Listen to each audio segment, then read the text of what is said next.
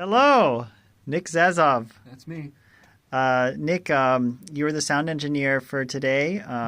You're a graduate student here at Northwestern University. Mm-hmm. And we just got finished doing a session of prepared piano stuff with the Chopin Etude Opus 10 number 3.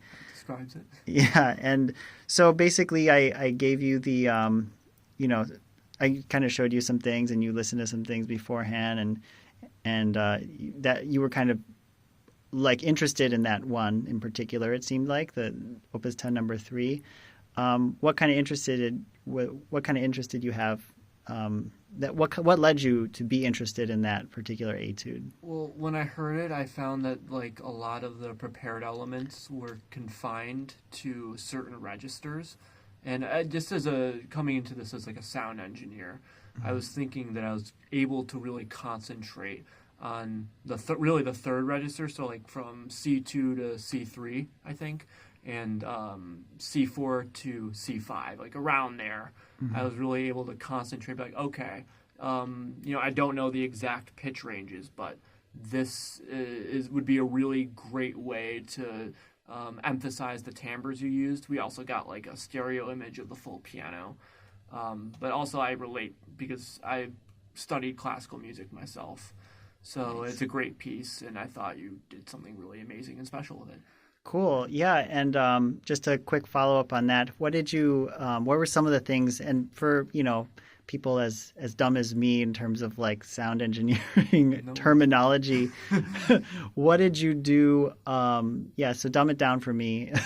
What did you do like in terms of that? Was it all miking? Was it certain things in the booth, or was it a little of both? When you were looking at those registers? So like I just put mics closer to those elements, so like it kind of concentrates on that area.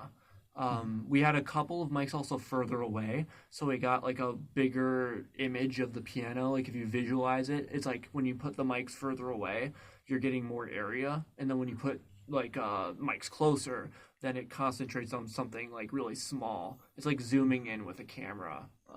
That's the sense. analogy I would use. And I think what happened is we got both elements at the same time. So like if one mic is a camera, then we had 6 going on at the same time. So we had 2 that were really close to those really cool areas of interest. We had like another layer on top of that, like a mid-range, if we're looking at it kind of in layers here, a mid-range that we didn't really process too much. It was just giving exactly what you played, what we heard. And then a layer on top where we got more of the piano, and then what we did is we compressed it. So this music's very expressive and it's very dynamic. But we had one layer on top here getting the whole entire piano, like everything, even more than that mid layer. But we made it so that it all sounds like it's the same volume. And Cool. it's in the final mix, like you can take certain tracks because we have like each of the mics represents like its own recording, right?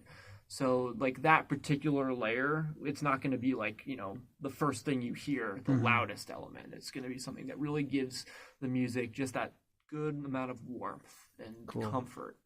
I Yeah. love it. Yeah, awesome. Yeah, you can have like all layers present at the same time in a Yeah. way, like in sound form.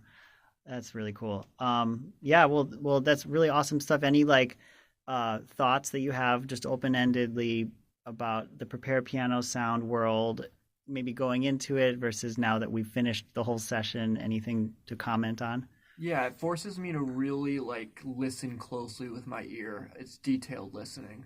And it's one thing coming from a classical background to think about it in music theory terms, but recording it, I have to start thinking about like the peculiarities and the idiosyncrasies that you bring to it, which make you the artist that you are. And it's really humbling to be working with somebody who does it so well, and then to bring the most out of it in a recorded setting. So, these are lessons I'll take with me throughout my entire career. And Cool. thank you for letting me record Cool. you.